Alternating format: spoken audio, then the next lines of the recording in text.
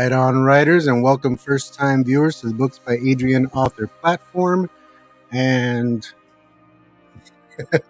this is Tuber Book Club, the book club where we read and discuss books written by author tubers. I am your host, Adrian Santiago. Let me see, what do we got going on here? Tuber Book Club, like, comment, subscribe, all that good stuff. You know what to do.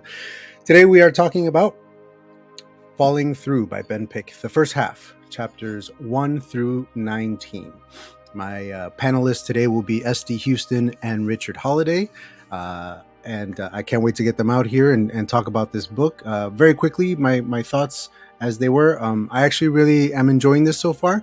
I have some mixed feelings because whereas I felt like it got off to a great start in the first chapter, with everything already being in motion, him already having powers and all that kind of good stuff, I felt like the next couple chapters dragged a little bit where I wanted like some more action, and there was always the threat of action, but it didn't really come until it did. And then when it did, I was like, yeah, let's go. So now that we're like halfway through, I'm really digging it.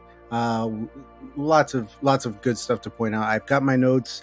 My panelists have their notes. I would like to hear their thoughts, their spoiler-free thoughts, as it were, on the first half of this book, and then we'll move into the full discussion after that. If you are on the fence about picking up this book, just pick it up. It's awesome. It's really good. It's a lot of fun. Teenage kids get superpowers, monsters, and calamity ensues. It's fun. How can it not be fun? It's like superheroes, but in a novel. It's the best. All right, y'all. Let me bring out my wonderful co-hosts. First and foremost, the very, very reliable and an incredibly wonderful Miss S.D. Houston. Hello. Hello. Hi. How are you, Shannon? I'm good. Yeah. I'm so happy to see you.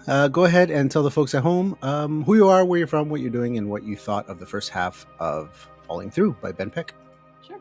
So I'm Shannon. I write under the pen name S.D. Houston. I have a YouTube channel under the name of S.D. Houston, author of the Clash of Goddesses YA fantasy series, and soon to be a romantic fantasy author as well. I have writing and my self-publishing content about my self-publishing journey on my channel. I'm also 1/3 of the Self-Publishing Tips and Tricks podcast with Ben Pick, From Running to Write, and Morgan Lee, and 1/2 of the AuthorTube writing conference duo that this year includes me and Margaret Pinard. Oh, and what do I think about his book?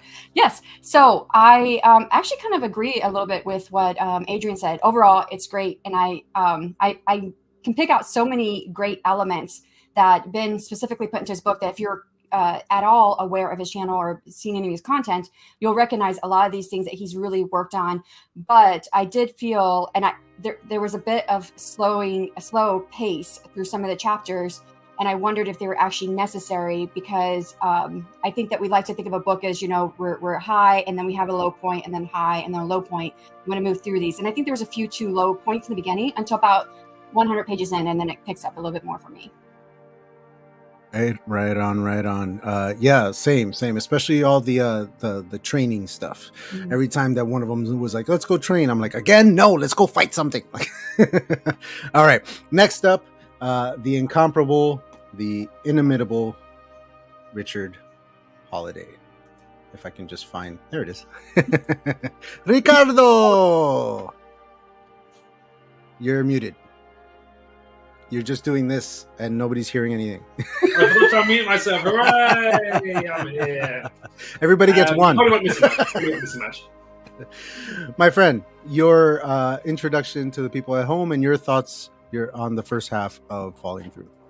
Hi, I'm Richard Holiday. I am the author of Nightmare Tenant.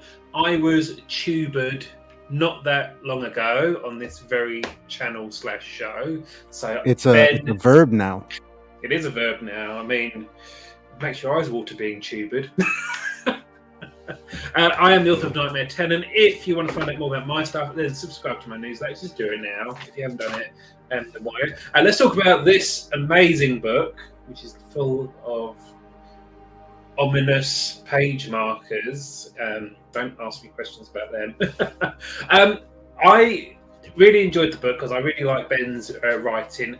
I think, yes, there is certainly some stuff there where I agree with the other panelists where hopefully he learns from this experience in book 1 and goes with it in book 2. But overall, it was a fantastic book. Ben is a top guy. I really want to see him do well. And just look at this bloody cover. I mean, not being funny. I know you shouldn't judge a book by its cover, but look at it. It is lovely. So yeah, I really liked it, but I'm looking forward to seeing where it goes next. And yeah, I'm looking forward to discussing in some detail some of the things I discovered on my second read of this book. All right. Let's pull this back. There we are. Hello. And there's that lovely cover that we all like so very much. It is a really good cover. I was happy when we got to that moment in the story too. I was like, I can see it in my head. I can see it from the. All right. It's the bit from the front. Let's say hi to everybody in the chat, because even though Miss Houston was first through the door, second was the man of the hour himself. Hello, Senor Ben. How are you? Ricardo is here as well. Hello. Can I wave at myself, or I'm going to do it? You can. I mean, nobody's stopping you. JC Carpenter. Hello. Welcome. I'm trying to see new faces in here. I think that's... Oh, Jennifer Brown is here. Hello. Welcome. Anybody else I'm missing? RC Scott. Awesome. Some would prefer it if I did stay silent, but we won't do that. No, that's why you're here, man. You're here to talk. You better talk. I don't want you to be silent. All right. So, it looks like we all have similar thoughts, at least on this first half. It started off kind of strong, and then it kind of slowed down for us a little bit. And while that's expected, I feel like that slow down period took a little too long to get through. However, as I said earlier, once it picks back up, it really does pick back up, and then I'm in. Once we get into I'm sorry, what is his name? Flint? Is it Flint? His nickname, anyways, Flint. Yeah. Oh, dude, top drawer stuff for me. So, do we want to dive into chapters? Let's do it. All right, y'all. Yes, dear. Here we go. You know what? Let me open up my Kindle right here. Kindle app, anyway. And we'll get started with our notes. All right. So chapter 1. Yes. First thing that jumped out at me was when Tracy says to Derek, "You're not psychic," and I'm like, that's not what moving things with your mind means. And I wondered if that was Ben's mistake or Tracy's mistake. And then Ben Pick later on uses the correct term of telekinesis. And I'm like, oh, it's Tracy. She doesn't know the right word. It's fine. It was like my first interaction with, characters. Characters make mistakes. I dig it. Let's see. I like how he kind of slowly unveils the details of these characters. You know, there's a reference very early on to them driving, and my first thought was they're teenagers. So if they're driving, they're at least 16 or over if they're in the States. You know, so I'm like trying to piece together the little clues and stuff until we find out they're around 17 or so. I'm like, I'm digging it. And I think my only other big note for this first chapter was one that Derek strikes me as very what's the word, eloquent, very eloquent for his age. He speaks in a manner that makes me feel like he's way more adult than he is, and he's a nerd, not a jock. Am I getting yeah, the lingo but right? Nerds at 17 don't talk like adults in their 30s. So, like, it was just one of these things. No, you went to school with me, Adrian. Yeah, but you're British. That's a whole other thing. You guys invented the language. It's not the same. Meanwhile, over here, I'm trying to piece together, again, the backstory for Derek, and I'm wondering, is he missing a parent? There's a lot of references in the first couple chapters to his dad. No mentions to his mom until a little later on. So I was like, did his mom pass away? Like, what's going on? Because usually when you lose a parent, you grow up a little quicker than others. And, you know, I thought maybe that was an explanation for his eloquence. But I think he's just an intelligent dude. And this is also right off the bat where the large bear-like creature comes into play. And that was just nothing but questions for me. I'm like, why is it bear-like? Is it a bear? Is it not a bear? What's going on here? I loved the sort of unraveling of that as well. So chapter 1, what did you guys think? I think it had all the good things that it needed for a chapter 1. It had a great hook. I saw the hook for me myself was that second paragraph where you're in Derek's mind. He says, I can almost kick myself for letting her in on my secret.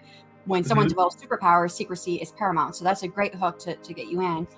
Same thing I also marked about the bear, because I thought, okay, this is leading up to the inciting incident. But because it was introduced so early, and it's a consequence of the magic, which is also interesting to know.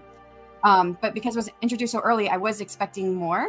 And that was part of the pacing. It did come back, but it was so much in between that I was ready for it to come back quicker. But then I also really liked his turn of phrase on a couple things. So he talks about the Maryland summer held autumn in a stranglehold and showed no signs of relinquishing until every flower had wilted, which I thought was a great imagery. And also he sets Tracy's need for music. That becomes important a bit later on. Uh-huh. Yeah, I even like kind of clashed up against it in its first mention when he was talking about like her hands, the toothbrush and the comb, and I was like, what is she doing? Does she have a third hand? How is she? And then I realized, oh, they're like her drumsticks. Or like, and I immediately was taken back to when I was a kid and I had pens in school and I was banging my pens on everything. And absolutely, Richard. Great So setup. my kind of like overall thoughts on this chapter, it was a really good introduction to A, the world, and also B, to Ben, the writer, because he's been an elusive son of a gun until this came out. I kind of like how he kind of doesn't drop us right at the beginning where Derek discovers his powers, but it's like a couple of weeks later and he's been kind of trying to do something. He shared it with one friend. And we're getting introduced for the two protagonists, it's Derek and Tracy. I'm already having questions. Obviously we've got the thing at the end where stuff happens. Well, it's supposed to be spoiler free, right? No, not at this point. We're going chapter by chapter at this point. Yeah. Dissection. Dissection. What sounds painful, doesn't it? I'm already kind of getting a bit of a measure for both characters. I kind of empathise with Ben. I'm not sure I like Tracy too much at this point. You said Ben. Did you mean Derek? Well, I'm just going to quit this stream. All right, bye everyone. Get out, Richard. You can have a shot every time Adrian says "Get out, Richard" during this That's series. Yeah. Well, I think actually that brings a good point. That I think there's a lot of Ben in Derek. I saw that too, honestly. Yeah, J.C. Carpenter's echoing your thoughts on Tracy, and I actually liked her right off the bat. I think she's my favorite character.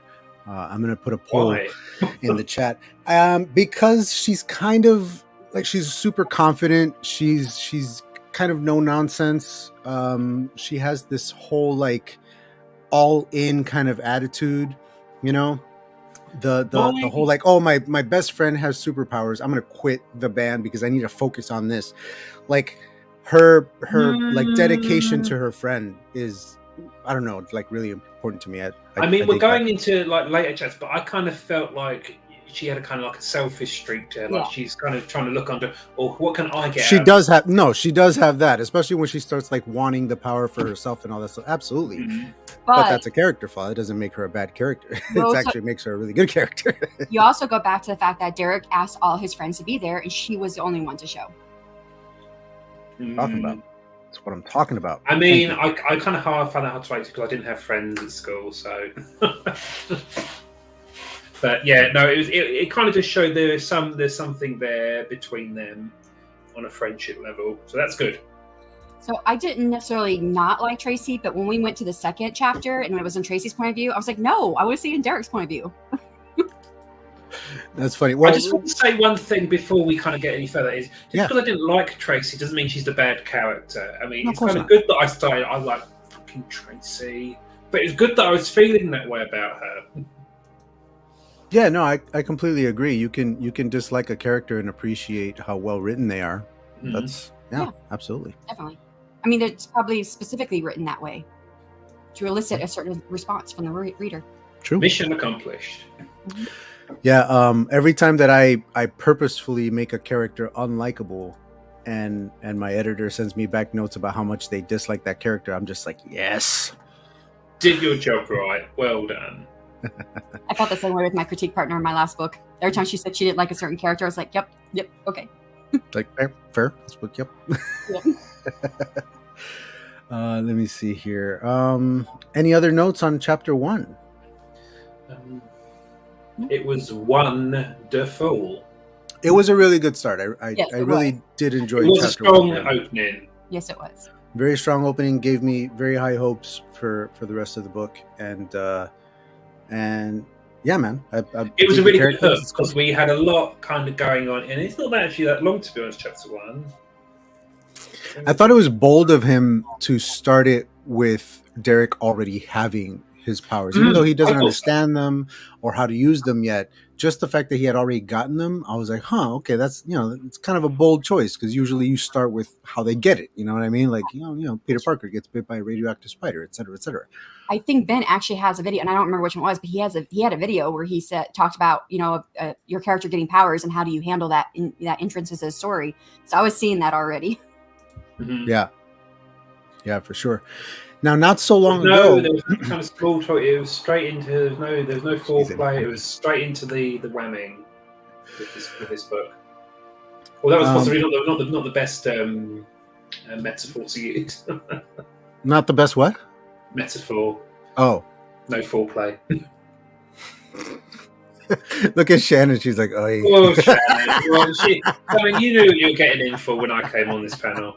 Well, it's not like that, but I'm not picking up every word you're saying. So I'm like, just as well. I just know it's not something good because I can hear some of them. It's fun. Welcome, Richard, to Tuber Book Club. So it's fun to be here. Of course. There was one more thing I wanted, and you made the thought just fly right out of my brain. I can't remember. It'll come back to me. Let's move on to chapter 2. I guess. Let's do that. All right. This is where we get the specificity of their age. 17th birthday for Tracy was recently. Wasn't for me. As soon as we run into the mention of Kindle, I wrote a note, product placement. And then when he mentions the Hyundai Sonata later, I'm like, all right, I'm gonna mark down every product placement in this book. This is gonna be fun. It's like a little treasure hunt for me. So there's a few good turns of phrases in here. Like on the first page, it said, blood drip from Derek's flayed hand, which is, if this is like a young adult kind of ish book, that is bold imagery. The incredible power he'd held carved new exit path through his skin. Ooh, juicy. And then he ends that one with his mouth hung open in a stupefied cavern. I love it. This guy has a gift for imagery. It's very good. Gruesome imagery as well. So well done. I will say that he has a very visual style, which I very much appreciate. I'm very much into that. I like it when the writer can just kind of craft the images for you in your head. I think we're asking more questions here still as to the relationship of Derek and Tracy. Like, what is with the training aspect? Why is she pushing so hard for it? And again, this is kind of cementing further in my mind that Tracy is kind of somehow trying to use Derek in a sense to get something out of this situation. That was kind of my interpretation. It was kind of planted in the first chapter and it's kind of reinforced in this. Yeah, I definitely wondered like where her where her thinking came from with this whole like let's train like how where does her experience, so to speak, comes from? You know what I mean? I don't know what her angle is.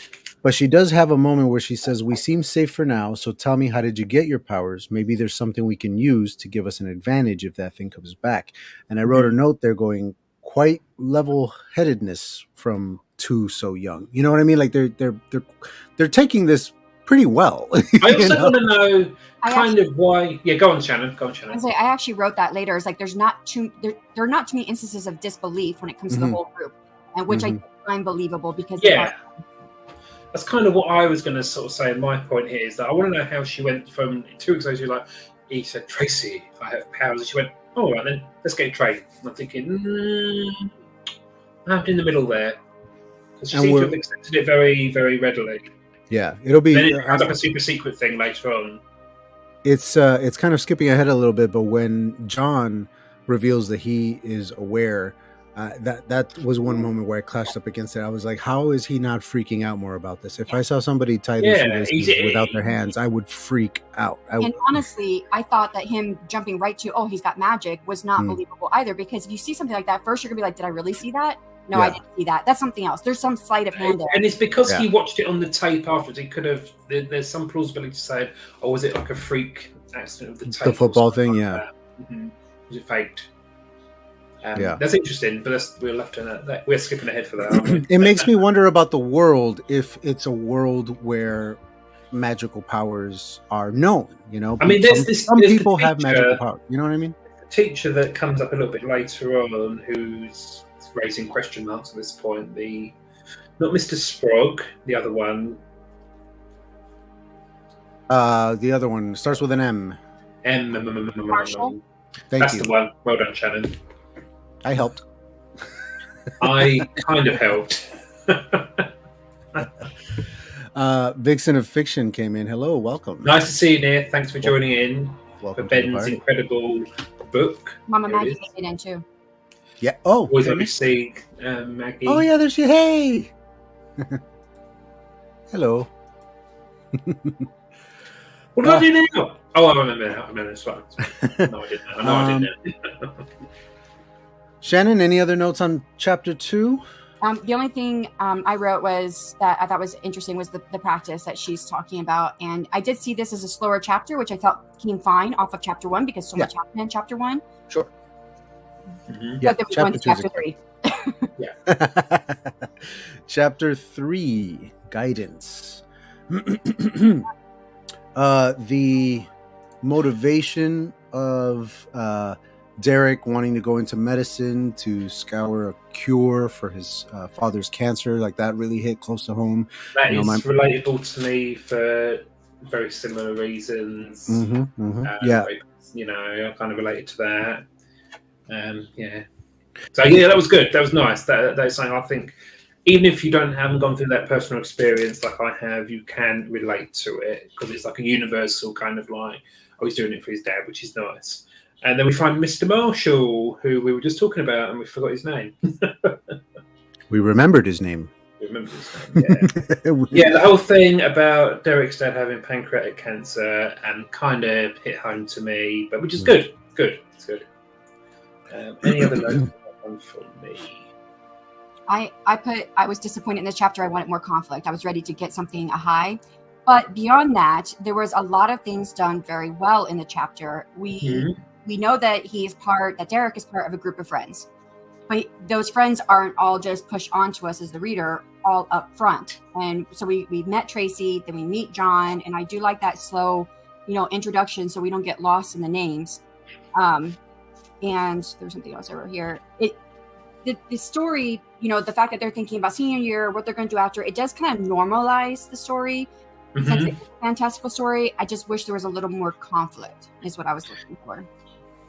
I mean, at this point in the story, I'm enjoying the setting. Like it's like a sort of normal kind of like American kind of school tale with this twist to it. And I'm thinking, okay, I'm kind of looking forward to seeing where you go with this. Yeah, for sure. Yeah, I'm definitely enjoying it so far, even in this chapter. But yes, I kind of wanted more conflict from the friends, from the people around him. Like it definitely felt like things were a little too neat and tidy for him, a little too nice. I really want my characters to get pummeled, so to speak. You like to give your characters a shitty time, don't you? Yes. Yeah, conflict. Just mess them up. All right, what's next? Chapter 4? Yeah. Where's my math? What's after 3? Okay. All right, first mention of the Honey Sonata, so product placement note there. Also, a S'mores Pop-Tart, whatever that is. Explores what? A S'mores Pop-Tart. Oh, a s'mores pop. I don't know what s'mores is or what a Pop-Tart is. You don't know what a s'more is? You don't know what a s'more is? It's American. I don't know what you weird people eat. Okay. All right. It's time for your education, Richard. S'mores are graham crackers with a piece of chocolate, and a roasted marshmallow in between. Very melty, very sweet, very delicious, very messy. Usually we eat it around a campfire when we're camping, stuff like that. S'mores are great, and they are my favorite flavor of Pop-Tarts. The s'mores Pop-Tarts are the I've best. heard Pop-Tarts, by the way. I've seen them I in the hope American so. section. Hopefully it wasn't s'mores a just- tuna S'mores flavored just Pop-Tart. sounds like, diabetes in a cracker, but that sounds good. Again, this is actually kind of an interesting chapter in building up Tracy's character, because again, she placed her instruments in the cup holder and hollered, used the downstairs one. Again, we're building up Tracy's musical background, which is going to become significant later on. Mhm. I also want to point out, is this the right bit?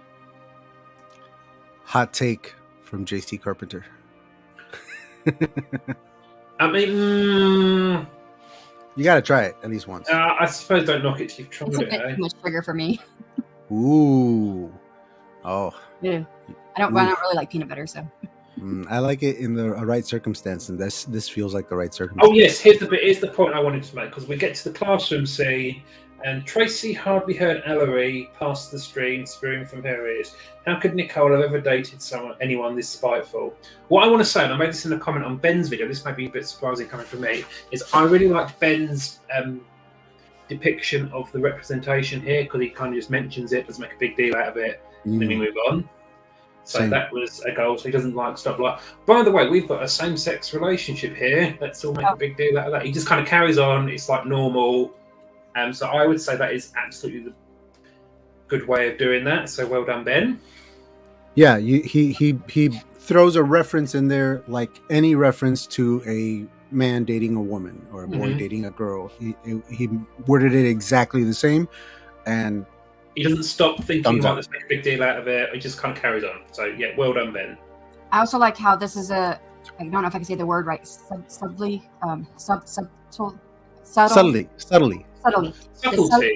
Yeah, adding Nicole to the storyline. We don't know her. We don't see her. We don't even see her. She's an unseen character at this point. But we're being introduced to her. Yeah. And her absence feels like a big deal as we go further. Yeah. That's already alluding to some kind of backstory there in literally one line. So well done. Well said, Ben. S'mores are, in fact, the taste of summer. Thank you. There was a little bit more conflict in here with the external conflict with Allery, and between Tracy and Allery. But I still felt like I needed something more. I wanted more towards the magic. We were introduced to this creature in the first chapter. I'm like, where's that? So what you're saying, Shannon, is you're not kind of interested in the kind of schoolyard drama? Not really. No, I mean, it is pretty a little trite, shall we say. If it had started, if the book had literally started in the school and progressed to them getting powers, then I would understand spending more time with the school stuff. It wouldn't be as jarring so much. But when you start with them having powers and practicing in the woods and a monster getting introduced, then, talking about chemistry class is kind of like, can we get back to the monster? Yeah. It's a bit like in Twilight where, we follow Bella around and her lack of personality or emotion. Bethany Vota is here. Welcome, Bethany. This chat just got vote awesome. I do also like that this is where Tracy brings in the idea of sharing the powers, and she does give a reason so that she can help him fight the monster. We do know that sharing of powers doesn't actually double the powers. It halves the powers. Yeah, halves them. Halves them. That's an interesting element to this whole thing, where there's like a finite amount of power, so to speak, and once he uses more than he's comfortable with, he's tuckered out, and like at one point he passes out for a couple days. And also I kind of like the idea of the using of the powers has a physical manifestation, like it wrecks up his hands and stuff like when that. He throws like the telekinetic punches, casts a spell and then he's just like tired. It's like he literally wrecks up his hand and stuff like that. So he has to kind of take that into consideration when he's using his power. So that's a good angle. What I'd like to ask you guys, when you first read this, did you think that Derek would succeed in sharing his powers? I did not think that he would succeed in sharing his powers. I did not assume that was something that he could do. Right, because I'll be honest, we have like stories in our head. We've never seen anything like that. So this was a very unique thing that Ben put into his book. Yeah. I mean, at this point, I still kind of don't really want Ben to share his power. Share his powers, because I'm thinking Tracy is still coming across as a bit kind of like she's trying to kind of wheedle her way in. But it's interesting. I definitely agree with Shannon there. Can we just call Derek Ben at this point? No, we can't. But every time you do, the chat has to take a drink. So the whole thing was sharing the powers. You know, there was an old TV show called Heroes, and remember that. I used to. I mean, I have ink, so I'm a fan, and that was one of the many powers on that show. It was like some of them could be transferred over and stuff like that. And so, but other than that, I haven't really seen that anywhere. And when I ran into it here, at least in these early chapters where they're talking about the possibility of doing it, my initial thought, as I said with Shannon, was that it wouldn't be possible because the pitch for the book is that Derek can move things with his mind. That's a very simplified version of that's where his powers begin. His powers are clearly evolving further and further as they go on. It's more than just telekinesis. So in seeing his powers develop further and seeing them change and evolve, that's when him being able to transfer it is more palatable. And you're like, okay, that makes sense, because there are other aspects to this that we just don't have yet. It's funny you mention aspects. That'll come up a little bit later. That was not subtlety. Aspects. Sharing the powers equals socialism. Yes, you're getting in trouble TV now, show.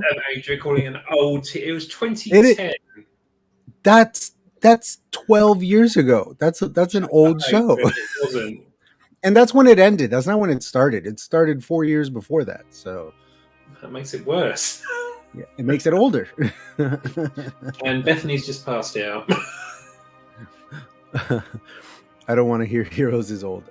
Hey man, I was like, you know, I was young too when I watched it. Ish. The 90s were 10 years ago, Derek. Yeah, I mean, Ben, you're such a dork. All right. Oh, I love it. All right. Next chapter, capítulo 5, chapter 5. Thank you. All right. So powers are used and monster comes back. So this was a great chapter for me. Yeah, we're kind of like out of like Forks, Washington, to make another Twilight reference, which is good. Why are you doing this? You're hurting Ben. Stop comparing him to Twilight. So he's got plenty of powers to share. I have a note in here somewhere. Where is it? Okay, together each. Here we go. One image that I really loved. Together, each side formed metal leaf blades of a Venus flytrap that swallowed afternoons. In regards to I love that sentence. Very nice. I wrote dope. That was my one note. Just dope. Very good. We're just kind of like progressing a bit more. And I guess we're kind of starting to explore the possibility of sharing powers and the implications of, which is good. Also, that loud noises scare the beast, which I can't actually remember if that continues throughout the story. It's suggested anyway, because like the band during the football game and all that kind of stuff, like that seemed to like deter it, or at least that's what the characters are interpreting. Whether or not that's accurate, I don't know. Yeah. Because meanwhile, I'm interpreting, is the beast attracted to them when they use their powers? It seems like anytime they used it, he would like he got bigger up. Too. Yeah, or is this beast just stalking Derek because he can? What do you mean, Ben? The next another line. Stop it. Oh, I really like this line too, where the collective ensemble was put together so well, it left Derek unable to separate it into parts. And this is the line that I like here. He says, "No amount of his power bestowed the ability to create such art." I like it. It's another nice line. I think we meet John in this chapter, or was that the chapter? I think we've already met him, but we meet him again here. Rachel and Lois. Yeah, and this is probably the most time that we spent with John, with him in the bleachers with Derek and Tracy. Um, although I did we're make still one note in getting this chapter. I did make one note in this chapter. At the Uh, park. and we're still getting kind of bad blood between John and Derek, kind of like getting the impression that John's a bit pissed off with him. Yeah, this is certainly where it starts ramping up. Yeah, for sure. Yeah.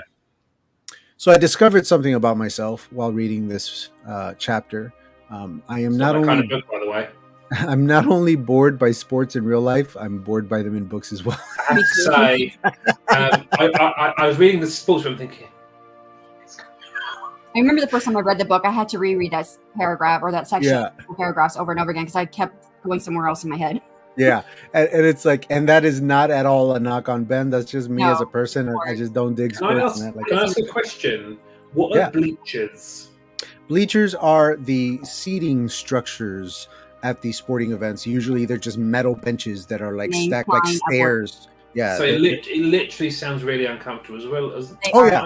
So not only are the sports boring to watch, it's uncomfortable to watch. Very uncomfortable. I hated going to sports as a kid because there's no back to those. You're just sitting on a metal bench in the hot sun as well. If it's a day game and the metal bleachers are just scorching hot and you sit your butt on that, oh, it's the worst. It sounds it. And then when you have kids, you can go to a lot of sports events too. But I learned on Amazon you can buy chairs to strap onto the bleachers, and you can sit in them and have backs. Well, that's. I was gonna say if you're going to your kid's game, I want to be like on the sidelines. You know what I mean? Like I want to sit in the grass. You can sit in the car instead. Yeah, listen to it on the radio. Watch with binoculars. Cool. But yeah, I do kind of agree. The sports bit, you can, I suppose, if you're not that interested in it, kind of skim it, shall we say? But then we do kind of get back to the monster, don't we? And he uses the magic to help the football players, which I thought was interesting.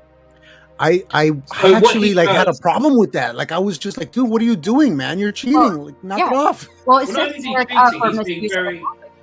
we've gone from being very secretive to being very kind of blasé with powers.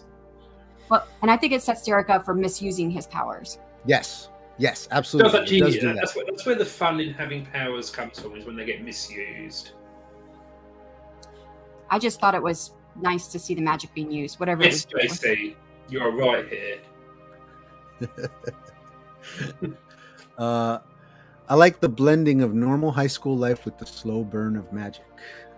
Very nice. I mean, we could compare that to another series of magical school books, couldn't we? There were 7 of them. There's more now, isn't there? Oh, there's so many more. And yes, me and Adrian don't like sports. Shoot me. Yeah. Okay. Any other notes for chapter 5? Pretty much it. Moving right along. Chapter 6. The line, "There is no one else on this planet whose playlist jumped so abruptly. I wrote the note. You haven't heard mine." Mine.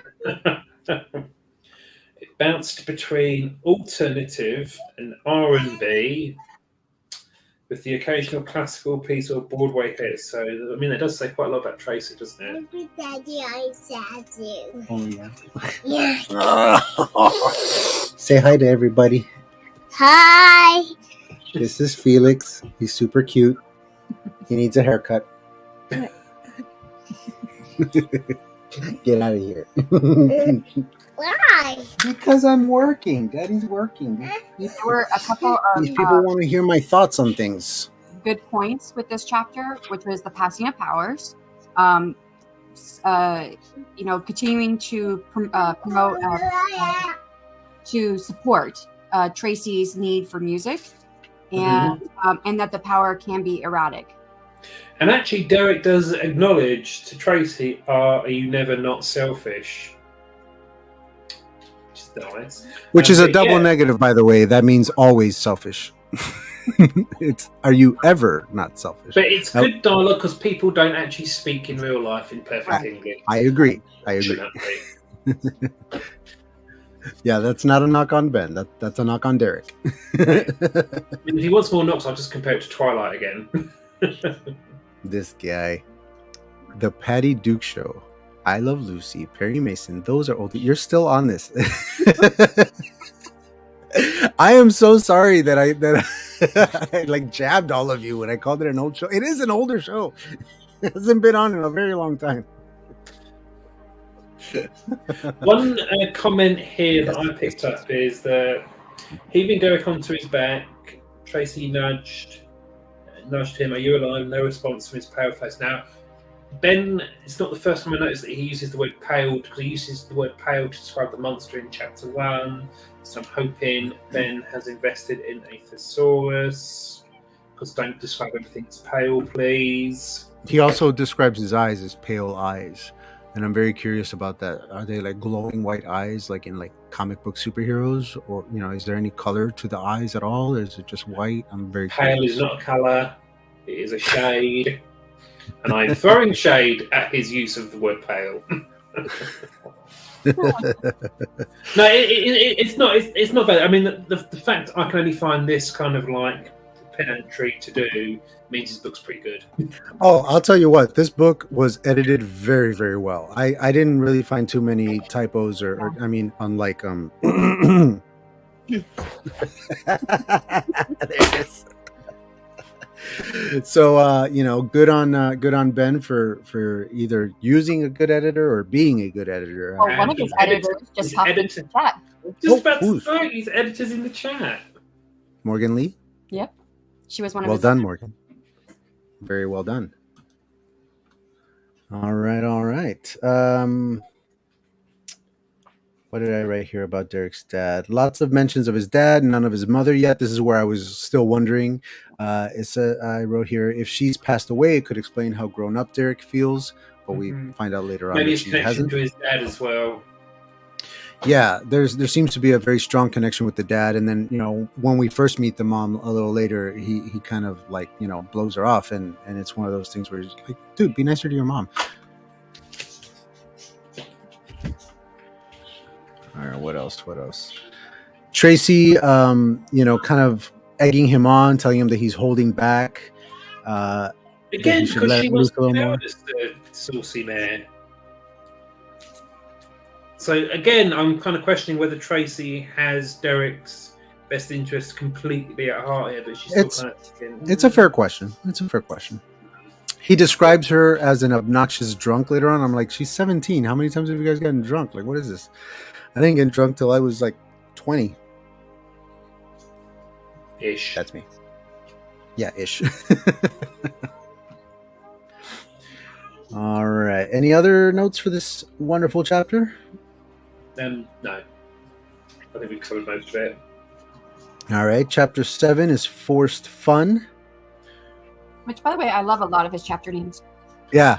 I have to say, for him to actually have the gumption to do chapter names, I have a lot of respect for that, because that is like coming up with 39 additional titles. The titles are hard. This is the introduction of the mom. We were just talking about that. My note on that was so much for that. I love this opening with Derek's crappy car. Sitting in his duct tape box on wheels that loosely qualified as a car, Derek's mind reeled, clutching for the power that he had lost. And that was Bro, did I ever relate to that opening line, man, for this chapter? Because my first car was just, it was held together by duct tape for sure. This chapter also brings us Tuna Mac and Cheese and my desire to punch Richard in the face. That is what propelled this book from 4 stars to 5. Nonsense. There was a book. Also, there's an interesting chapter here where Tracy says, "If you need money, I'm sure my parents know we're fine without handouts." Derek cut her off. That's kind of another interesting kind of dividing line there between her perhaps privilege and his. What's the opposite of privilege? I don't want to say poverty. You know what I mean? Yeah. Lack of privilege. Sure. What is the opposite of privilege? Unprivileged? I don't know the word. Underprivileged? Underprivileged. Thank you. That is. Thank you, Shannon. The answer is staring us in the face. And not to beat a dead horse, but this was the chapter where it has that line where there's a noise, someone splashing into the pool, and it turned out to not be the monster. And my note on there was hoping for some danger in this chapter. Things have gone too well for too long. Like I was definitely feeling it here. Yeah, we're back in a lull and we're ready to come back up again. Yeah. I just wanted somebody to get messed up. Like, come on. We have more tension with John. There's some good lines that I really liked besides that opening. Also, Tracy tapped her foot along to music from the radio and threatened to dig a hole through the floor. Yeah, you could see that, even though you know it's hyperbolic. You could see that. Yeah. And there was another one.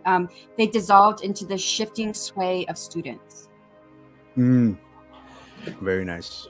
This guy has a real talent for imagery. Yeah, he's good with it. For sure. For sure. All right. Next chapter? Let's do it. All right, chapter 8, brilliantly titled Locked. And I was like, what is that? And then makes sense later on. Yeah. Wonderful. Again, we're back in chemistry class. So. Yeah. I was, and we're already in a lull, and so this just felt like more of a lull. Yeah. At this point, I was really like wanting it to kick up a bunch. However, this is also where Tracy gets her powers. We get a glimpse of her powers. And my first thought when she started using them with the pen was, is it alchemy? Is that what she's doing? You know? Seems like alchemy. Maybe. Would have appreciated the chapter starting when she was in the classroom where she starts using he could have easily cut this whole chemistry class bit. Yeah, well, JC Carpenter is asking, how is it a lull? They are in high school. We have to see them in high school. And yes, of course, they are in high school. That's the age that they're in, so we're bound to see them. However, you can still, and this is just advice that I've gotten from my editors and my critique partners, is start the chapter where, like, right before the most interesting, like at the most interesting thing. You know what I mean? Like, don't build up to it. Wherever the most interesting part of the scene is, that's where the chapter begins. And so, yes, she should be in high school and she should be in chemistry class or whatever. But you could have, you could have started with her already at her desk, already messing with the pen, and boom, it just starts happening. Maybe you could have just started. You could have just.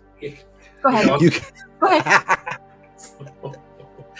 We'll go clockwise from here on out. That's the rule. Clockwise. Shannon, you're up first. Ladies first. I say, and stories have natural highs and lulls, or lows, whatever you want to call them. And it's what, because we don't want to stay up here all the time. We need to be able to breathe, but then we don't need so much breathing room that we get stalled out. So we need to come back to something. And that's just what I found for myself in this. No, that's fair enough. I mean, we have so much breathing room. What's the opposite of suffocating? And I agree that it should not be every single chapter. However, we're 8 chapters in? Like at this point, like I'm wanting some excitement. He could have started it here. Tracy walked to her afternoon class and took a seat near the back. That would have been enough to kind of establish in our mind the school aspect. I should stop using the word aspect because that's a bit of a spoiler. There you go again. But yeah. That is where he could have, and maybe because this bit before, it doesn't really. It's just a bit of filler, really, isn't it? You got to look at the 2 chapters before this were also breathers, so we were ready to go back up to a high point. So every single chapter can't be exciting. Exactly, we need that breather. But at this point, we've had a little bit of a breather. So now we need some action again. Yeah. And I don't want this to I don't want all this discussion to come off like we're beating him up. It really, because he's an incredible writer. It's written very, very well. And the way this book is fan-dabby-dozy. It's really, the characters are very well written. They all have very interesting personalities and backstories and all that. There's all that stuff is good. I just was wanting a little more action in the chapters, especially at this point. For example, if it and this is just me, but if it had been me writing this thing, especially with how he's been incorporating time jumps, I probably would have gotten to Tracy's powers around chapter 4. Yeah. Just to like get things moving. You know what I'm saying? Because you kind of want to be setting it all up nice now to get the main meat of the story going, don't you? But this is the first book in a. Sorry, I thought you were done. Go for it. Thought you were done. I was going to say, as this is the first book in the series, it does have to do quite a lot of early on heavy lifting, so we have to kind of be mindful of that, I think. And that first chapter was awesome for setting up everything, that action, the threat, it had so many great parts to it, and I was waiting for it to get back to that. Yeah. Because we're thinking, okay, when we get back to this cool stuff. And, and I think about my own debut novel, it has too many lows in it. So I think about that heavily with my own novel, that my debut, I need to go back and fix that eventually. It is one of like my fears, is like one of the questions that I ask people who read my stuff is like, okay, where did you get bored?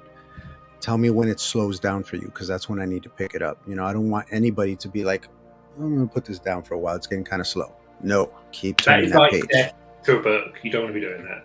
Yeah, keep turning that page. But as she says, the magic itself makes it action for her, and so for her, it never felt like a lull. It looks like as long as they're doing stuff with their powers, into it.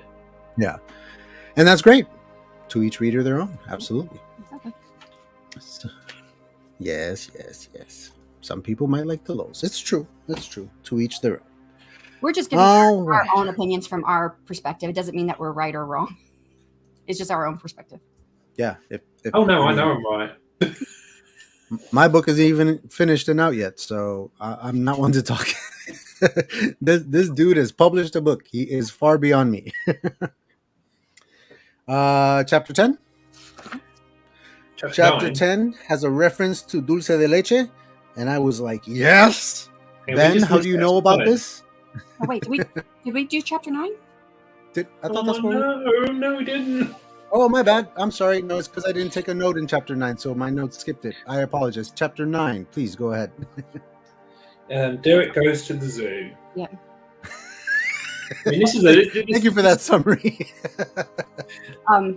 Public display of power. So this is the first time it's done in public, and I think that's great. Yes. Reminiscent of going to the snake house in Harry Potter and the glass disappears. And I was really like on edge of my seat with the whole, hey, the monster's here. He's around and we're out in the open, in public, and there's children. And I'm just like, oh shit, like, here we go. I didn't realize. Again, we have more kind of like tension between John and Derek, which is good because we're kind of like building up John to be kind of like an antagonist. And we're kind of thinking, well, what has made this kind of relationship go a bit awry? And we're getting hints at that because obviously they've been focusing on their own things. So maybe to a degree there's a bit of selfishness in Derek's part because he's been focusing on these powers. But well, of course you would, wouldn't you? Well, remember he invited his friends to come see his house, and John didn't show up. So, yeah, but now we kind of learn why John didn't show because he was focusing on his own. A decade of punishing my body, and I missed my last chance to dominate the competition because of one mistake. This is at the party when they all get done for drinking. Hey, I did realize I had a question on the previous chapter that I wanted to ask you guys. I didn't remember it until I got to here. When Tracy used her magic on her drumstick, and when she transmuted it, then she transmuted it back, it was shorter. So why doesn't it go back to the same length? And I didn't ever see anything like that happen again as far as the chapters we've read so far. Remind me what she changes it into. Isn't it a pencil? I think it was a pencil. My thought was I don't remember, I'm sorry, but did she write with the pencil? Because if she wrote with it, then that would explain why it got short. Or maybe because she turned a big thing into a little thing, but you can't turn a little thing into a big thing? I don't know. Yeah. Ben, what do you got? Well, yeah, ask him when we have him on the show. Absolutely. So far, everybody's favorite character is Derek. Tracy is a not very close second, and Flint is an even less close. Yeah, he's bringing up the rear. But you know what, Flint? I have a feeling that you're going to grow on people. I sympathise for Flint, to be honest. Oh, wait till we get to him. I have thoughts. He's very interesting. An interesting character. Yeah, for sure. Yeah. Alrighty. Anything else? One of the things I kind of like, Shannon. I'm gonna mention this now, is one of the things I like is Ben doesn't like to use a euphemism for the past. So he just says, "Oh, Tracy transmuted this, transmuted that." It's no like Tracy, he doesn't use like a euphemism for transmutation. He just kind of says it as it is, and I like that. I believe that he does that because she named it that. You know what I mean? She's the one who's like, that's a good word for it. And so that's how she thinks of it. And so that's the word that we use for it. Shannon, what were you going to say? Okay, so for this chapter, I loved a lot of it. It really ramped up some of the conflict. But what I didn't like was at the very end, okay, where he says, by next week, you can share your powers with our friends and they'll help with the monster. And I wrote, this assumes the monster won't attack again until next week. Which very convenient, wouldn't it? It deflates the tension of the monster coming back.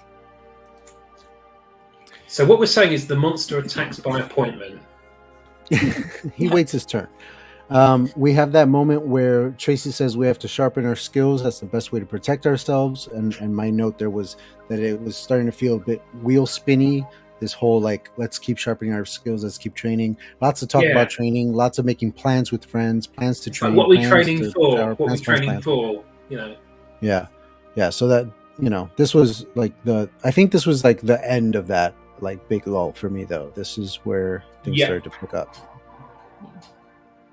For sure. All right, what else? That's all I have for chapter 1. All right. Chapter 10. Oh, there I was I was jumping ahead already on you guys. I was in 10 already again. But yeah, that line about sharpening the skills and all, that's chapter 10. Cold Snap is a great name for an ice cream parlor. I like that. I do like that. Too. Yeah. Very witty. Yeah, it actually reminds me of a name that I used for a coffee shop in an old story of mine that I want to use as a real coffee shop someday. I want to have a bookstore coffee shop, and I'm going to call it Common Ground.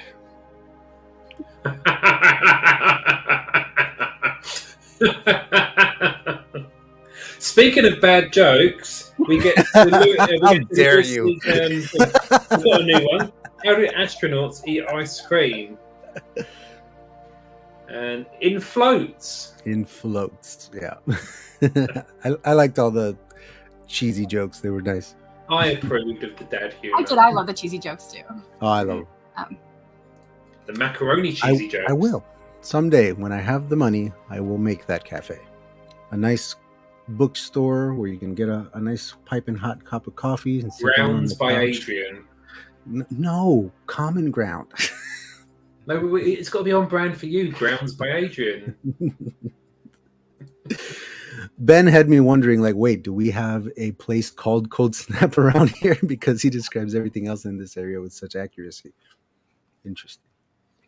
It does sound like an actual name for like a small chain of like ice cream places. Yeah, I dig it. It's a nice name.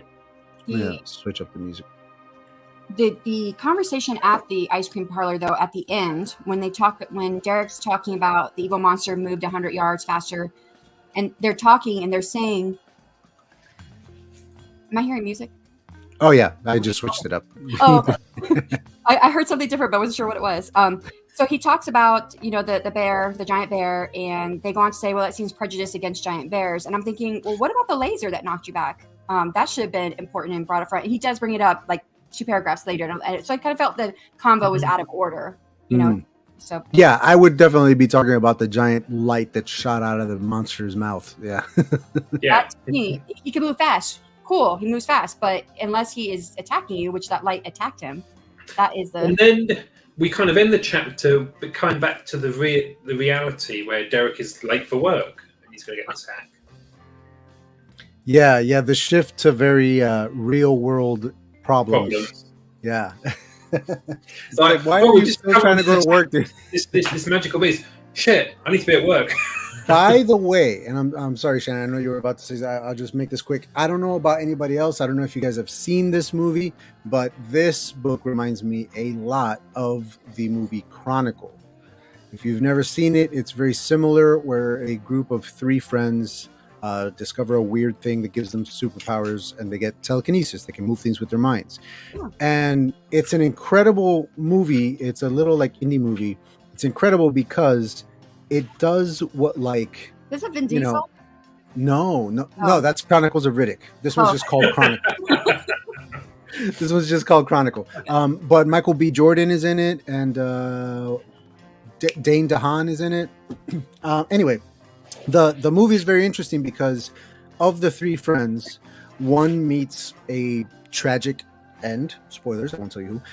The other one, who is a very troubled kid from a very troubled home, goes down the dark side kind of path, and by the end of the movie, he's a huge supervillain.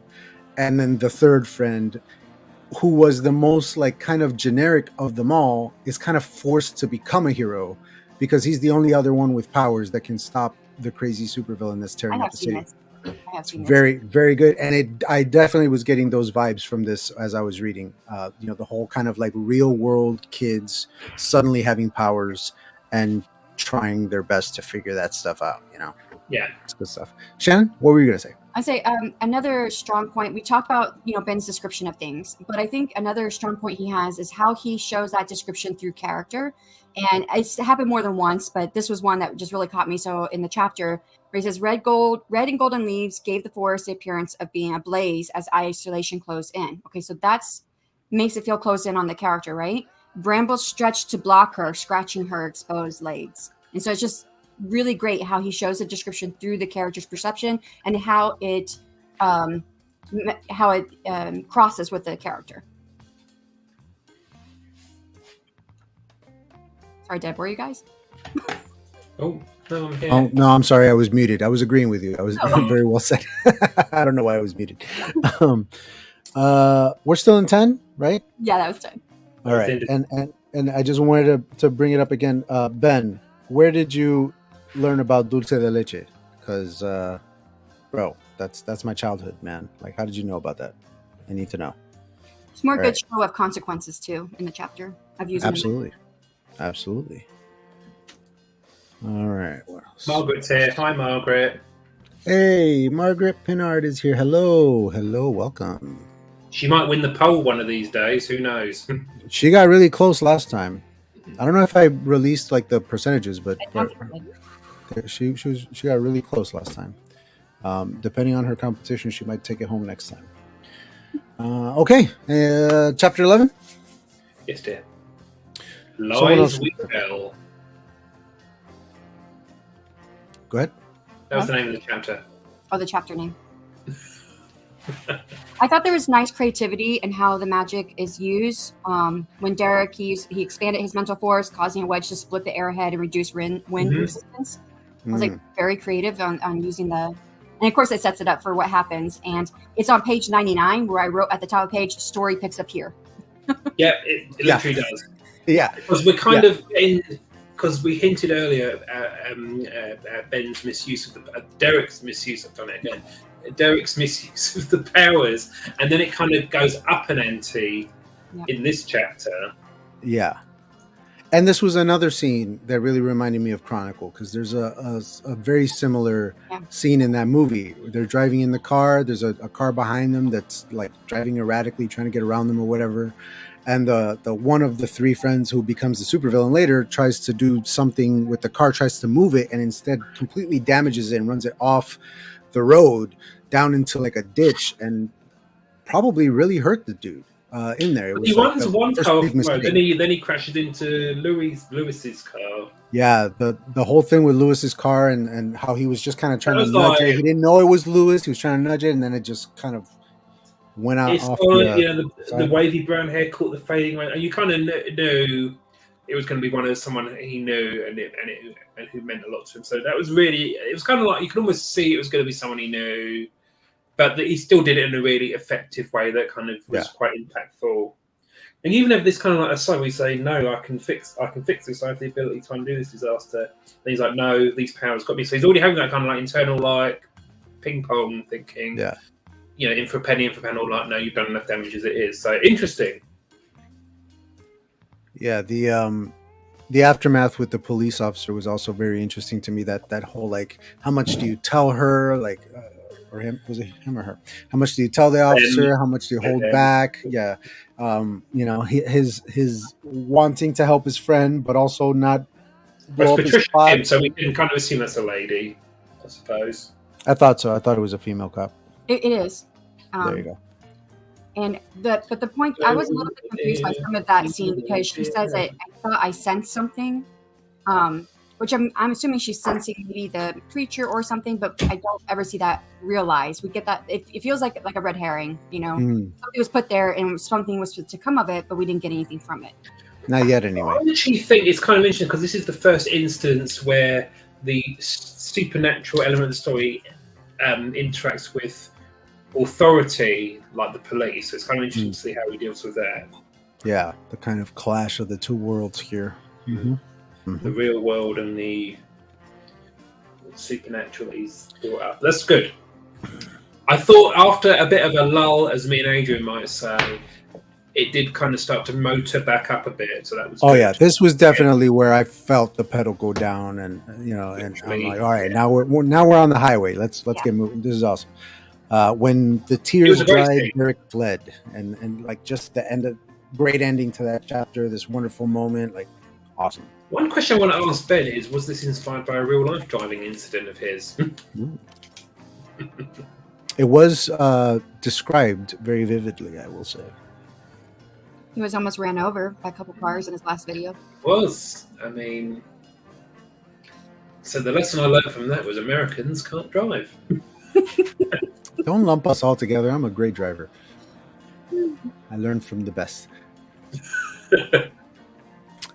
Is that a very common dessert? Because outside of the Latin community, I don't ever see it. But Dolce de leche. Well, I grew up in Miami and I heard of it all the time. But it's a true. But that's a very there. Latin community. Yeah, for sure. Right. I'm going to Google that. My friend did flip his car. I wasn't in the car, but I drove to pick them up after. Yeah, so he is pulling from a little bit of real life there. Yeah. Right on. Okay. Moving on. Yeah. Chapter 12, Truth. Ominous title. Again, quite a nice time jump. It's good. And a short chapter, this one. I quite like, there was a bit at the bottom of page 107. Sorry, Adrian, you've got the Kindle version. He got up to get water from the cooler, his shoes squeaking on the linoleum tiles. I marked that too. Each step yelled to those in the room, guilty, guilty, guilty. Yes. Bloody wonderful. Yes, wonderful. I marked that. I love that. But on the next page is where John who says he knows he knows his magic, and I wrote lots of I would expect more disbelief and less understanding. I'm not being funny. I would rather if John had him like in the corridor on his own and had him up against the wall, said, I know what you do, you bloody monster. Yeah, if he confronted him or something like that, if it was more of a explosive moment. That being said, the whole this wasn't an accident, to call it that is a lie. You sent Lewis here. I'm visiting my friend. That whole moment was really good. That was really good. Pretty tense. I wrote my notes in here. Damn, kid. I have trouble believing anyone saw someone use magical powers and didn't immediately scream and tackle him with excitement. How is he so nonchalant about Derek having powers? Yes, he's mad here, but about the accident. He doesn't have any reaction to the revelation of his friend having powers. It makes for a good confrontation, but a little bit of a not a sloppy reveal, but I wanted a bigger reveal that John knew it, because I expected more out of John's reaction. If anything, it could be that John is so apoplectically angry. All he can mutter is that really scary, not screaming and shouting, but saying something, and he is so angry. Well, I will say this. From a writing standpoint, Ben did kind of set all this up because there was so many moments where John asked outright, what is this thing that you wanted to tell us about? What is your big secret? What is your big project with Tracy? What's going on? He asked several times. And the whole avoiding of telling him that is going to make him suspicious. It's going to make him not trust them. And it's going to make him watch them more carefully. And so the whole idea of him catching glimpses of the powers here and there and putting two to two together makes sense. I just wanted a bigger reaction out of it. Yeah. Because it's a big deal. It's a big deal. I wanted him to say, don't tell me that you have powers. Don't tell me that's what it is. I wanted some of that him to... Don't tell me that. A little disbelief, yeah. Yeah. And also... Yeah, because I was at the beach recently, and there was this dude. He was clearly a magician. Looking back on it, he was a magician. He was recording himself on TikTok and stuff. But he had this bag. He puts his bag on the floor, And then, he's got a lawn chair, towels, his girlfriend with him, a whole bunch of stuff. And he starts putting everything into the bag, and it all just went in there. And then he picked up his bag and left. Including his girlfriend. Did his girlfriend go in the bag? He put his girlfriend in the bag. And then he picked up the bag and left. And the whole beach was just like, what? And of course, people are going up to him as he's doing it, and they're like, oh, dude, how are you doing? This is amazing. And he's playing it off like, doing what? What are you talking about? Just backing up, going home. Clearly, he's, a street magician or something. But how? And it it's makes just you wonder if powers are real. Yeah, it does make you wonder, because even knowing that magicians have trickery that they can fool you into thinking it's real, if you don't know how the trick is done and it looks that impressive, you're like, magic? This dude just did magic. So what I would say on my first read of this chapter, when I first read the book, I was thinking you're setting John up to be like the main human antagonist. I was thinking that too. Mm-hmm. Mm-hmm. Mm-hmm. And of course you're classy, Adrian. You are classed by Adrian. All right. Next chapter? 13. Powerless. All right. First good imagery. Burrowed within the mat of covers, warm comfort allowed him to hide from his mistakes. I think we can all relate to that. Indeed.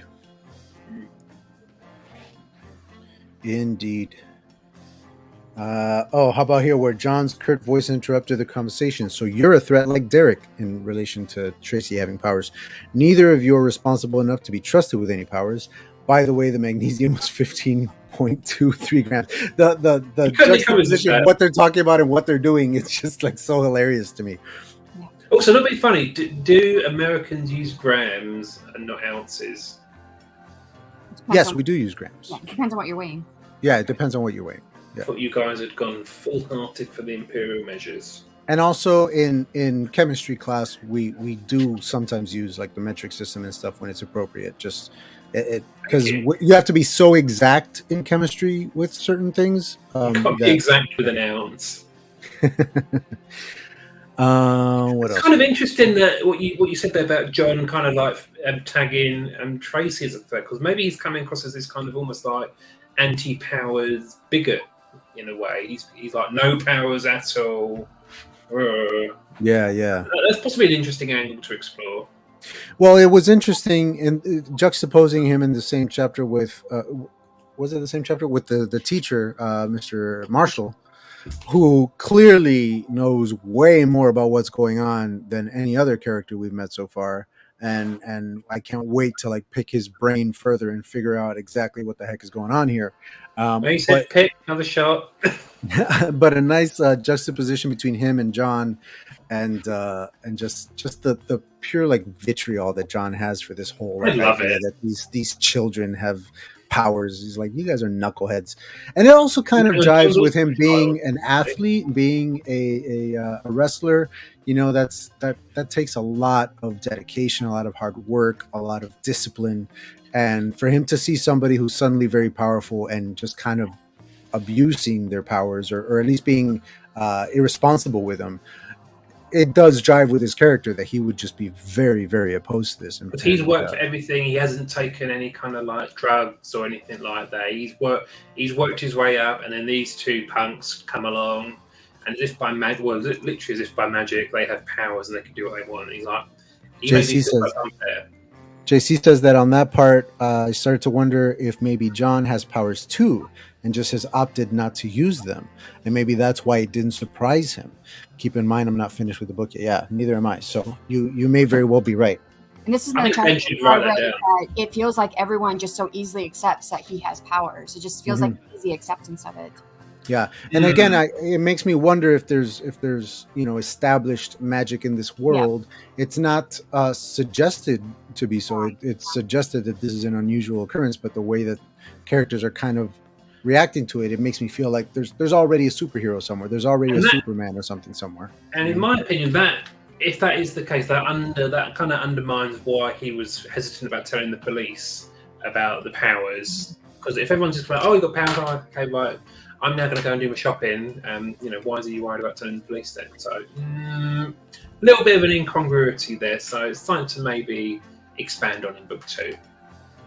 Or you can ignore my feedback entirely. It's up to him. I also want to point out that in the conversation between Derek and Mr. Marshall, Mr. Marshall says something about, I'll help you tomorrow train, which just kind of goes back to when Tracy's like, well, we'll train, but, so for next week. It's decreasing the tension of when this monster is going to show up. Yeah, every time somebody talks about training, again, I already said it, but I'm like, yeah, let's quit training. Let's start you fighting. Have powers? Come on, let's go. We need to get this under control. Yeah. We can't wait for you to be trained up and, it to turn up on your kind of schedule. Yeah. Because when he was saying that to Tracy about her being a threat too, he sounded like he was way more knowledgeable about, he has way more knowledge about these powers than even they do. It does. Yeah, you're right. You do kind of get that feeling. Yeah. And there's an interesting, that's funny. Just skipping to the end of this chapter, there's an interesting kind of heart-to-heart between Derek and his dad. His dad's head slanted sideways. Don't feel obligated to devote the most carefree years of your life to schoolwork on the off chance of curing my cancer. If you choose to study medicine, do so because you're passionate about the human body. Second moment, that as well. I nearly cried. I also feel there's some information that I'm not sure if it's needed. Like the fact that Derek did not finish his, he had an incomplete pile next to John's sheet, which is every question's answered. And I could see how they could characterize both of the characters and could say something about them. But in the overall plot, I didn't think it helped to advance that. That's it was like a nice bit of sort of colour between the characters, but it wasn't necessary. I actually didn't mind that too much, mainly because of what you just said, Shannon, that it does tell us a little bit about the characters, that even though John was so upset with both of his lab partners and so, vocal about his feelings on this whole subject, he still got his work done. You know what I mean? Like, he's here to get stuff done, while these other two are more and more knuckleheaded by the page. You know what I mean? Like, he's angry. He's still kind of like doing what he has to do, while these two are like, it does. You're right. It's a very small moment, but within the scope of like them being in high school, it kind of like rings true for me, I think. Yeah. But again, I think the high school thing is needs to kind of fall behind the plot, as the plot is dealing with this monster. And I go back to my head. I'm like, what does the cover look like? The cover is falling through. It's going through a portal, and we haven't even got there yet. Yeah, we haven't fallen through yet. Yeah, I'm like, where are we getting to this story that I picked up in the promise of the blurb on the back? So what you're saying at this point, you're kind of thinking you've been promised a premise you haven't got just yet, and you're kind of, and I suppose when you're 13 chapters, and you're kind of thinking you're going to kind of get a move on now. So yeah, I can see that angle. And to be fair, I thought it was a pretty charming ending to the chapter, though, where his father like calls in reinforcements to cheer up his son, and they, consider yourself kidnapped. He's all yours. Yeah. Thanks, Dad. It's not that kind of book, Adrian. Hey, it isn't here. I'm kidding. Maggie's going now. Bye, Maggie. Oh, bye. Come back soon, please. Also, Adrian, if you go back to John saying that he watched the tape, it was also like he knew the signs to look for. That was it an actual tape he watched? Because I think that dates the story a little bit. No, I don't know if it was an actual tape. I just, I don't think he specifies that. He used magic to look back in the past. Yeah, there you go. Yeah, he went back in time. Doesn't matter anymore. But they have Kindles. You also be blessed and have a lovely week. All right. 14. Leap of Faith. Leap of Faith. All right. So this is where I decided Tracy was my favorite character, where she says, we're getting gelato, then watching a passable movie until you stop wallowing in self-pity. That's what I was like, okay, that. She's my favorite character. So what is gelato? We have frozen ice cream. We have it's a very poor substitute for ice cream. I don't know why these kids are so excited about gelato, but yes, it's a Buy It's a me lesser a ice cream. Okay. I mean, it is a very nice word, gelato. We do have our first disbelief here when Rachel's told about the powers. Hmm. So Yeah. she's the first one to really have disbelief about everything. Yeah. Since Tracy, because if we're being fair, Tracy didn't believe him off the bat either. But once he showed her, she was on board right away. So Rachel is a little more, And then we get a name for the monster. It becomes the Beast. Mm-hmm. With a capital B. And again, we get back to that thing that I think Shannon was looking forward to, is more of the Beast action. And we get that in quite a large dose here. which to me, the Beast is kind of like the inciting incident that causes them to change the status quo to something else. It just feels, I mean, there's little things in between the car accident and things like that, but I don't feel like any of those were enough to stop his momentum of I'm going to school, I'm going to continue doing what I always do. Now life continues. Yeah. Yeah. Now he wants to change, and I feel it's a little far in the book for that. But I'm not going to be knowing it's a series, though. Yeah, I have a feeling that it's and all going to kind of some of my expand. readers said that because my first book is slow and boring too, and a lot of my readers said, "But this is set up for the whole series." I'm like, okay. I think people understand when it's a series, they know you have to do a lot of the heavy lifting in book one. The first book, yeah. Yeah. I really did like. There was a paragraph I really liked. It's on 123 for those who have a book, where Derek, after days of repressing his power, the world brightened as he opened his inner gate, allowing soothing power to course through his fatigued limbs. Mm-hmm. So it's like him, and then they talk about the gelato too, and the crunchy sweetness of Tracy's gelato cup. It's very well. I love the whole paragraph. It's really well done. But even then, you get Derek felt a twinge of arrogance as he unveiled his power. That's a nice. Yeah, following after that nice paragraph, it's great. It's two nice paragraphs in a row. Yeah.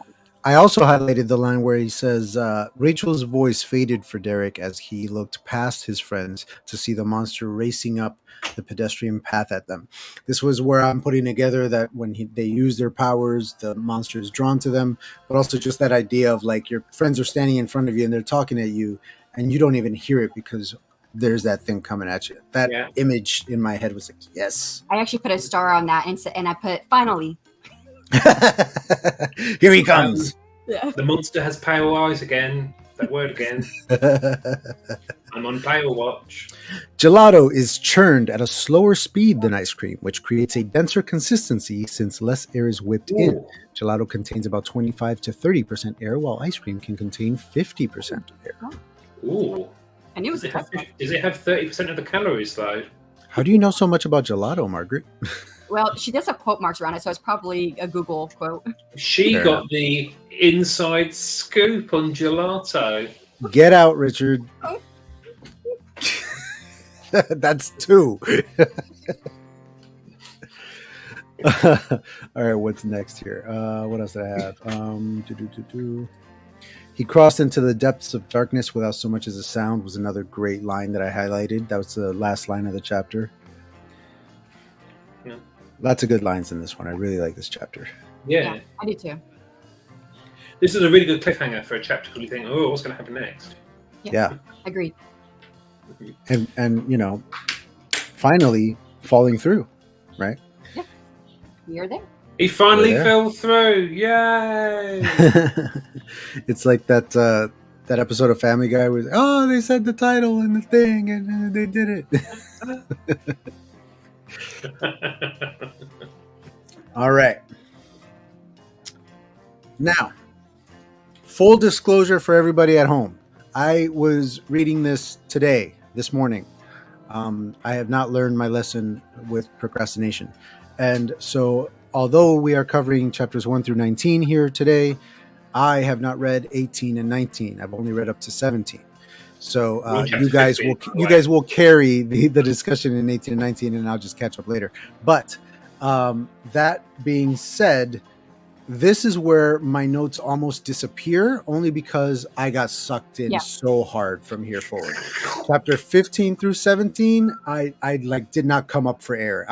I could not put it down at this point. So this book the best compliment that I can have for a book is I took no notes. For these, you're reading and enjoying. I took a couple, but for the most part, my notes are done here because it's just a runaway hit from here on for me. What I would loved say these with chapters. chapter 15 is that he used the chapter length to support the quickness of the story moving. Yes. So this chapter is literally 2 pages. Yeah. Mhm. And it's very well done. Very well done. Well done, Eternal Ben. Night. I mean, That's all I Darren. wrote for chapter 15. And it was. And again, another really good cliffhanger. Gravity sent him plummeting towards water thousands of feet below. Dun, dun, dun. Yeah, scary, very Funny visually, arresting, trippy, great stuff. And it is at this point that the book, I feel, takes a big turn, because then we're going to go to chapter 16, if that's all right. Yeah. Yeah. Then we totally come to a totally different POV. We got Elephas. I think that's how you say his name. Elephas. I thought it would be Alephus, but you might be right. Alephus. I think it's Alephus. Alephus sounds right. Yeah, that sounds a little bit naughty, Elephas. Yeah, let's go with I'm that. in a pain in my Elephas. Everybody's got an Alephus. I got a sore Elephas after all this. Yeah, my only note was, under the title from somewhere else where it says his name as the point of view character, I just highlighted it with a question mark, like, who's this guy? So my question actually is, do we need the chapter titles and the point of view titles? I feel he could do one or the other. I agree. He could have probably done one or the other. I don't mind that it's both. I don't mind either. No, I don't mind. It's just an observation. Yeah, I agree. We could have done it differently, but yeah. In my own novel, I have different point of views for each chapter, and so I usually just have, or not usually, but I just have the chapter number and then the point of view character. The only thing I added was which chapter this is for that point of view character. This is the first chapter for Megalia, the second, the third, etc. Whereas I didn't want to title my chapters. You did that in the Game of Thrones style, didn't you? Yeah, like A Song of Ice and Fire, exactly. Except he doesn't put the number of chapters in there, so you never know. Is this the third grand chapter or the seventh? But so I actually put the numbers in there just to help people out. But I love books that have chapter titles. I don't want to do it myself, but I love seeing it in others' works. So I would agree, because I would be stressed out putting these chapter titles in. But well done on Ben for doing it, and it kind of just brings in that intrigue. Oh, Richard! What are we getting shamed about again? I've forgotten. No, it's a Game of Thrones reference. Yeah, I did know that, by the way. The chapter number POV character. And I've been reading a lot of romantic Oh, fantasy. he's shaming you, Adrian, because you didn't finish the book. Yes, but that's okay. So I've read a lot of romantic fantasy recently because that's what I'm going into. And those books that have a male and a female, those are the ones I've read the most of. It does usually the chapter number and the POV character. Yeah. So I've been doing that quite a bit lately.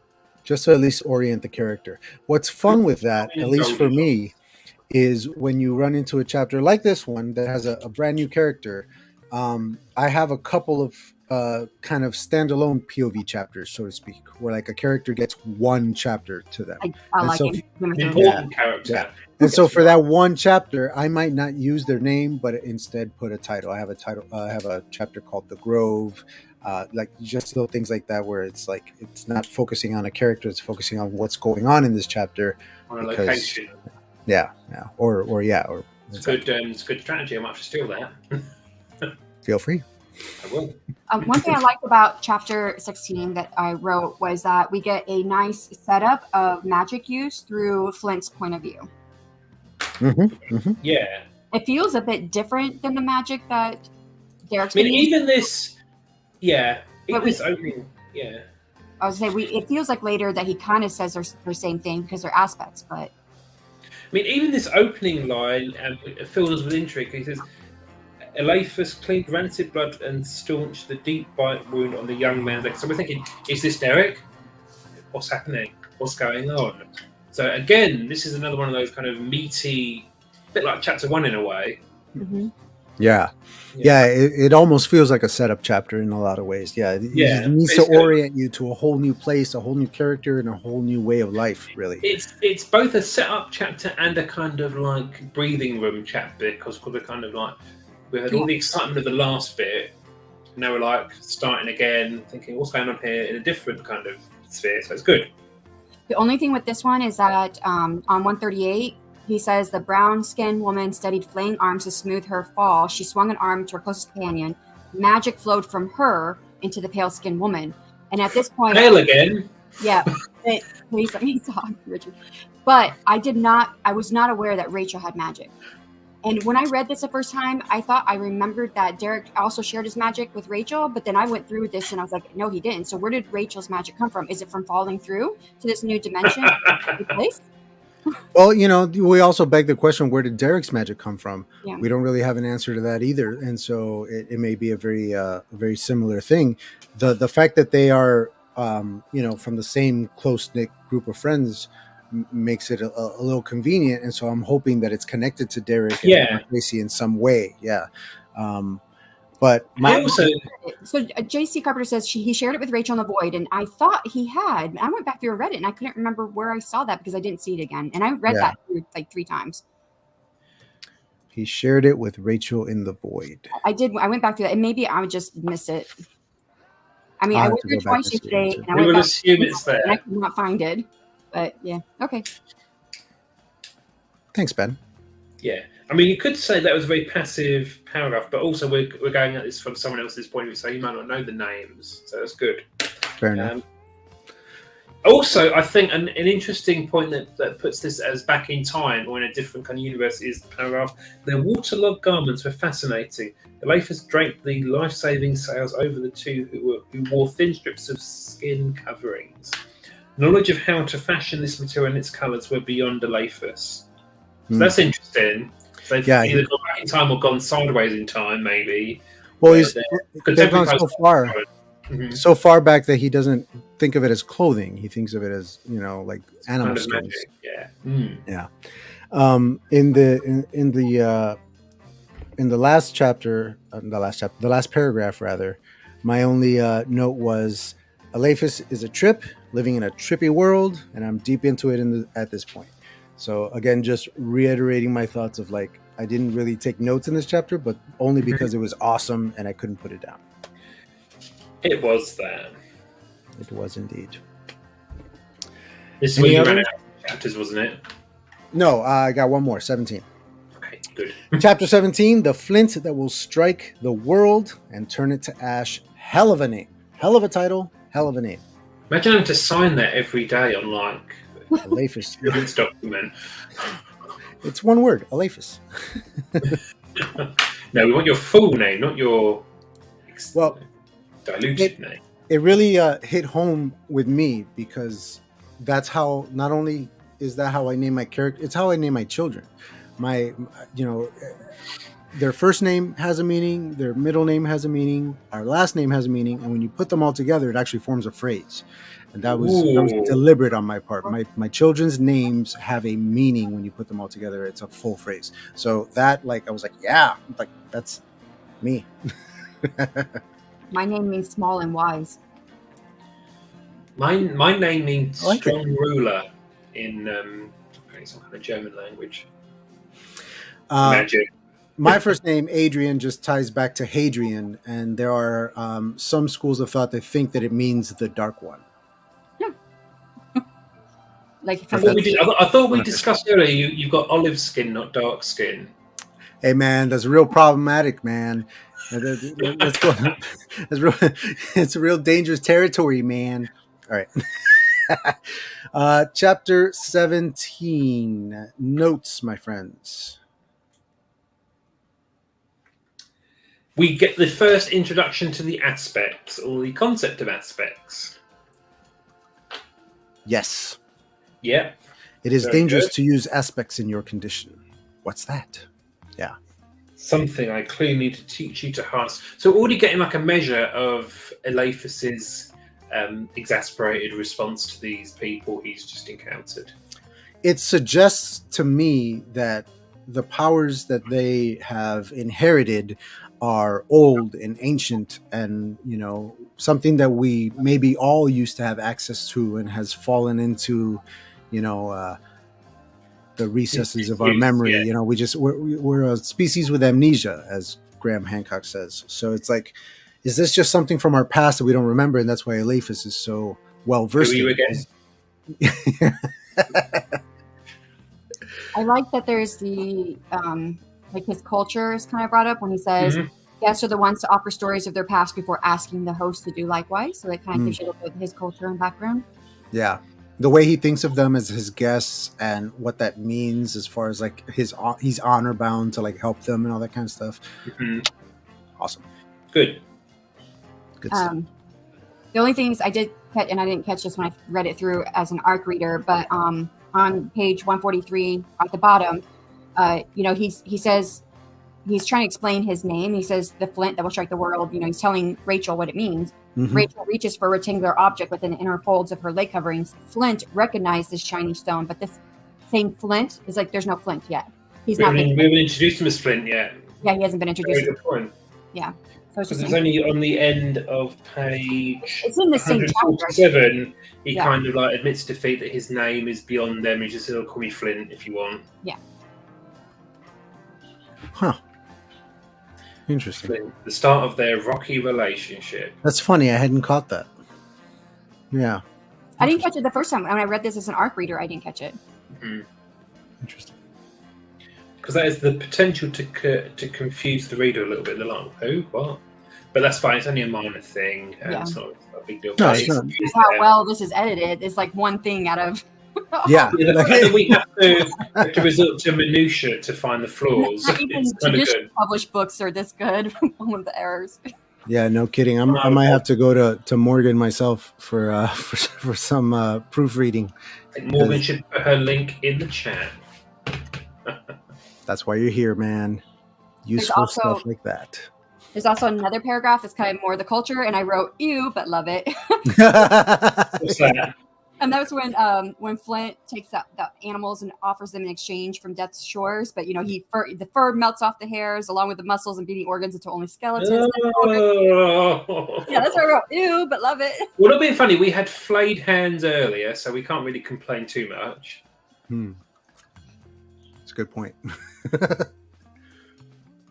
And then he refers to them as weapons. Yes, I like that. Yes, I saw that too. All right. But the chapter does end with rest today. We will work on your magic tomorrow. And training tomorrow. It's more training. Yeah, more training. More training. Ben Pick loves training. And waiting before you train. You gotta wait. Yeah, We're not training now. You have to train, but later. you gotta wait. You gotta wait a little bit, and then you can train. And then when you train, you gotta wait a little bit more. And then the monster's coming, but we gotta train, so we gotta wait. We love you, Ben. Yeah. All right. You guys take it from here. Chapter 18. I haven't read it. Please. Aspects. Yeah, so Rachel does a bit of training and stuff. The only thing that I was wanting at this point was a new POV, because if you look at the first part of the book before we get to the other side somewhere else, right? With Eric and Tracy. You don't really have too many chapters in a row in one single POV, and at this point we've already had 3 with 15, 16, 17. Yeah, this is the third with him. Yeah. Yeah, in Flint's point of view, and I'm like, I really want to get to someone else's point of view, especially like I would love to be in Rachel's point of view because we haven't been in her point of view. She yet. has no idea what's going on at this point, but it would have been a good opportunity to break into Rachel's POV for that. Especially since she starts showing her powers in this chapter, so I thought it would be really cool to have been in her point of view. On the one hand, these chapters with Flint seem to be very quick, very short, kind of fast paced, and I'm really awesome digging into that. But I'm with you on that, because one of the things that I took again from George Martin, because I steal from the best, is people ask him how do you pick your point of view characters, and his answer is whoever knows the least about what's going on.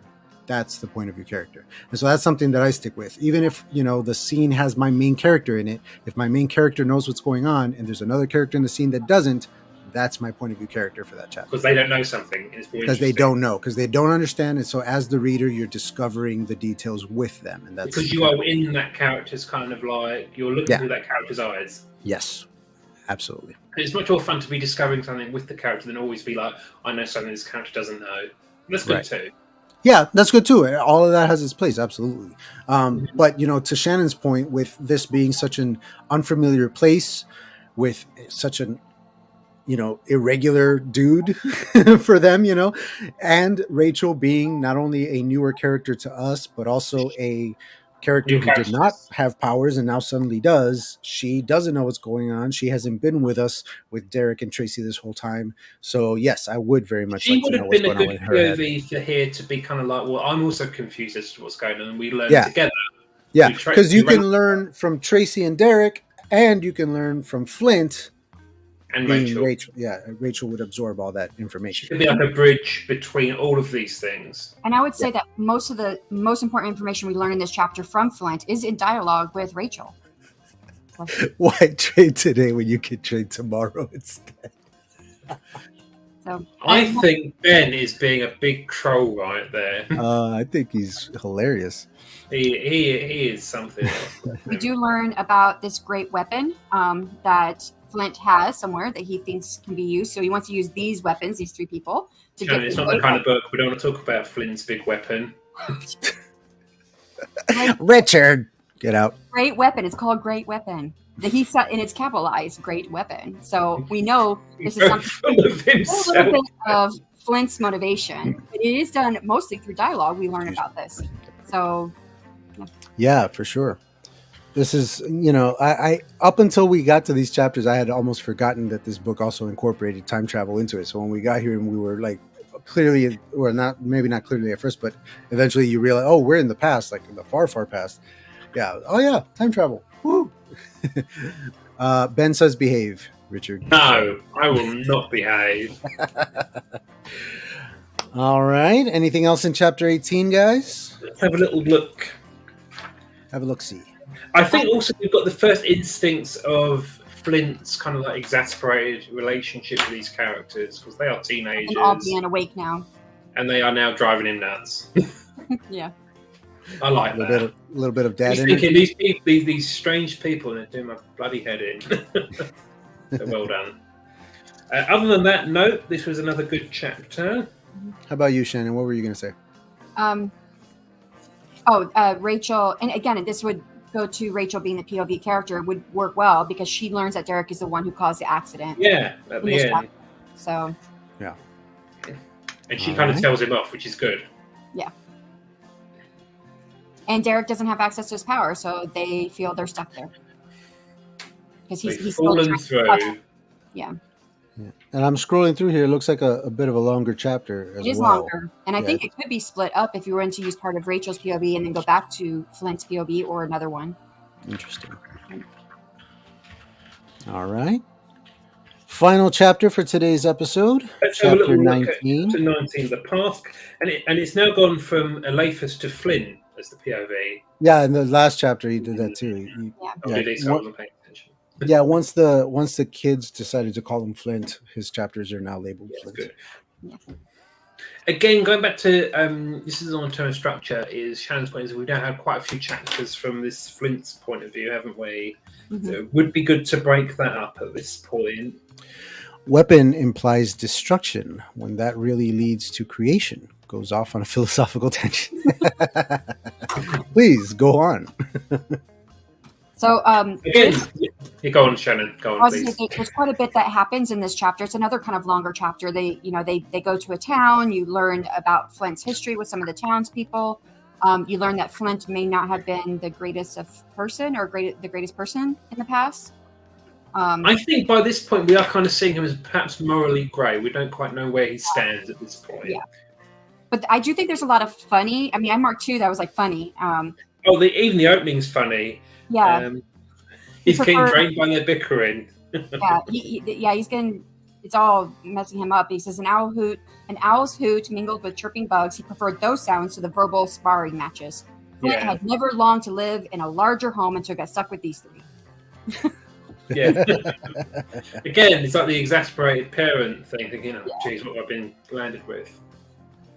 And then They are there's- getting a little whiny too. It's too hot to use our powers. They're getting very teenage, aren't they? Like bloody And then kids. when they're fighting the townspeople later, Flint uses the bandages on his arm as a weapon to attack the townspeople who are trying to attack them. And another part I thought was funny. He said Flint is trying not to kill anybody. He has this, so it says a gnawing desire urged Flint to rip the traitor in half. Instead, he used one of the bindings to slap the man's face in hopes that the traitor gained his senses. And I'm like, yeah, I can see this like flap of, cloth just go, yeah. So that's why he's the Donald Glover, Danny Glover. Oh. That's why he's the Danny Glover. What's really interesting to me is that when we're in the point of view of the teenagers in earlier chapters, especially when Tracy and Derek are kind of mean to each other every now and then, they'll just say something that really cuts deep or whatnot. It always seems so serious and so big to me when reading those chapters. And now that we're talking about Flint being, basically this like annoyed dad figure who's like, these kids are driving me up a wall, you realize, yeah, they're just little teenagers just bickering, and it's just annoying. It's not even a big deal. Like, shut up. It just makes me wonder I did. Flint is. I don't know what his age is, and I don't know if that is important, but it does make me feel like Flint is much older. Yeah. Yes, I do. You get that whole old man yells at a cloud vibe, and it did endear Flint to me to a degree. So it's good stuff. I don't remember where it's at. I didn't mark it, but I know it's in this chapter where he sees these three arguing and bickering, and I think he feels like they don't like each other. But then when it comes to the fighting, they protect each other, and he makes a remark about that. So, interesting. Yeah. Which again, teenagers, close friends, they're gonna talk trash to each other, but they're gonna stick by each other too. Yeah, no, definitely. Any last thoughts on chapter 19? I love the chapter. This is to me where this story, once they fall through, it really starts picking up, because there's not a lot of low moments, but they're there in between the conflicts. Which I think we've had a few low moments, but we're on the crest of a right wave at this point. Oh yeah, so we're getting back on business there. Yeah, we've been rising since the car accident. I feel like since the car crash has just gotten I'd agree, more and more intense. Good. Yeah. But now I'm wanting to learn more about this alternate world they found themselves in. But I'm also kind of thinking what's happening in the real world, because I'm kind of thinking. I was just gonna say, I'm wondering how many people are getting eaten by that polar bear dog thing. Like. While this is happening, people are dying in the real world. Yeah, especially when it makes a reference to Derek having been like knocked out for 2 days or something like that for a couple. Time travel. They can go back to the point they left. If they can control the time travel. Yeah. Tiny, wibbly wobbly stuff. But no, it was a very strong opening to the book, and so yes, I'm into it. I can't wait to read the rest. I highly recommend all of the above. Absolutely, it's on the screen. You can just point at it. We're just showing off that we actually bought the actual book. Mine is on my computer. I can't hold it up like you guys. You hold your phone up. My phone is my camera. Oh.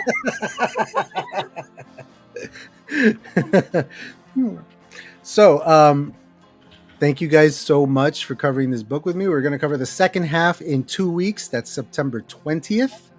I hope that everyone present will, you just had to get it in. You just had to get one in before we left. All right, let's watch a thing together. What do you guys say? Ooh. Let me first get rid of distractions. All right, here we go.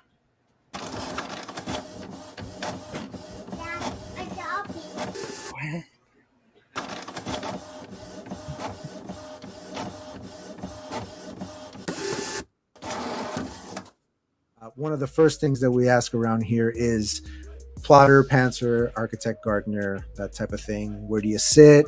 Especially with an epic series like what you're doing. Hardcore plotter. I plot and I plot and I plot. My Underrealm novels typically are about 100,000 words long, and the outline when it's done right before I start writing is typically about 30,000 words long. I have fairly detailed descriptions of every single scene, including a very summarized version of the dialogue The way that I describe it best is that my outline is like me telling somebody the entire book sitting drinking at a bar. Do you want to hear what it sounds like? Sure. The outline for my next book, and I'm going to read you a small part. Whatever's on my screen is what I'm going to read you. And if you want to hear what his outlines sound like, you'll have to come back on Thursday. I have one question. What a guest he was. Yes, what's your question, Richard? Is that your actual printer? No, it is not. Yeah.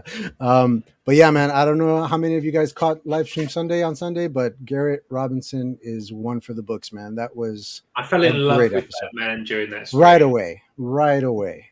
Like, yeah, I became an instant fan. So if you guys want more from Mr. Robinson, on Thursday, 4 p.m. Eastern Standard Time, looking for a printer with the dot matrix paper next time. Yeah, I remember that. Yeah, me too. The little, it's the best. The computer paper, as we used to call it. My dad was a computer programmer, so we had that paper all the time at home. The beeps are not swears; they were cuts. You know, like I thought they were swears. Yeah, Margaret gets it. Mm-hmm. Get on board, Richard. Get Margaret on it next time, then. All right, y'all. Thank you so very much for being here. I'm going to give you guys a chance to exit here. So we're going to go in reverse order. No, we're going to go in reverse order. Richard, you first. Tell people what you're working on and what they can expect from you next. Hello. Thank you for listening to me for the last 2 hours. I'm Richard. I'm the author of Nightmare Tenant. I've got a new book in the works. It is coming at some point soon. Who knows when? If you want to know more, sign up to my newsletter. Do it now. And I look forward to having you here. And I look forward to seeing you all again in 2 weeks for the fantastic finale of Falling Through by Ben Pick, with even more of these things put in it. Woohoo! And Miss Shannon. Hello. Thank you for putting up with Richard for the last hour. No, I'm just kidding. No, I enjoyed having Richard here, even if I didn't understand some of what he said, which is probably for the best. But yes, my name is Shannon. I write under the pen name SC Houston. I have a channel, SC Houston. I run weekly sprints on my channel on every Friday at 9 to 11 a.m. Central Time. And I have my next video should be probably coming out, I don't know, today or tomorrow. I haven't figured it out yet, but it's done. But for my next income report for the month that I actually had my third book launch in. So we can see overall figures what I made for the entire month. So. Very nice. Very nice. Richard, do you think R2-D2 swears the most in Star Wars? We don't really know what he's saying, do we? Actually, we found out recently that he's the narrator of Star Wars. The opening crawl, that's R2-D2 talking to you. Weird, that right? Explains a lot. Yeah. All right, my turn. Hey, y'all. Adrian Santiago, Books by Adrian here. Come back on Thursday for more with Garrett Robinson. Come back on Sunday for Live Stream Sunday with Mike DeFrench. This season is sort of the TikTok invasion. Last season was the British invasion. This is the TikTok invasion. And we have a whole bunch of TikTokers coming on the show. A lot of new authors that I didn't know about and that hopefully you guys don't either. And we're gonna meet a lot of new people. So come back for Live Stream Sunday. Tuber Book Club 2 weeks from today. And stay tuned to my newsletter, booksbyadrian.com. Sign up for the newsletter because I will be announcing not only the release of my upcoming novel and doing the cover reveal when it comes time to do that through the newsletter, but I will also be announcing the return of Write the Damn Story. I have to figure out when it's coming back. All right, y'all. Thank you so very, very much. Adios. Hasta la pasta. Farewell. Bye.